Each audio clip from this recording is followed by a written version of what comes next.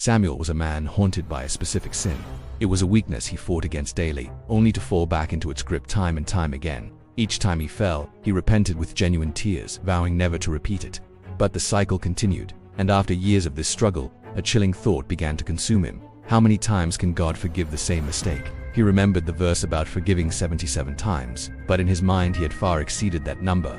His greatest fear was that he had exhausted God's patience, that he had finally crossed some invisible line, and that the gates of mercy were now permanently closed to him.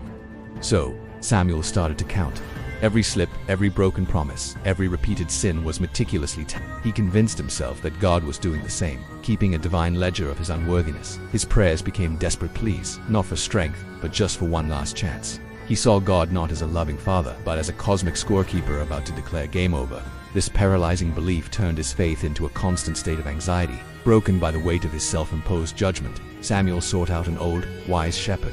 He poured out his heart, confessing his unending failures and his fear that God had finally given up on him. The shepherd listened patiently, then spoke gently. Samuel, when Peter asked Jesus about forgiving 7 times, Jesus responded 77 times, not as a limit, but as a metaphor for unlimited grace. God does not count your falls, Samuel, he counts your returns. He explained that God's grace is not finite like a human's patience. It is infinite, flowing from his very nature. The shepherd continued, the only line you can cross is the one where you stop caring, where you stop wanting to repent. The fact that your heart still aches for forgiveness is proof that God has not given up on you.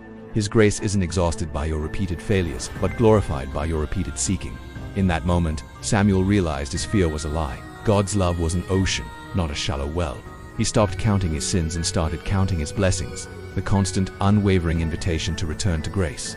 He finally understood that God's forgiveness is not a reward for perfect behavior, but a gift for a broken heart. May the story of Samuel remind you, your past failures do not define your future with God. His arms are always open, no matter how many times you stumble. If this story touched your heart, subscribe to the channel and share this message with someone who believes they've sinned too much. Thanks for watching.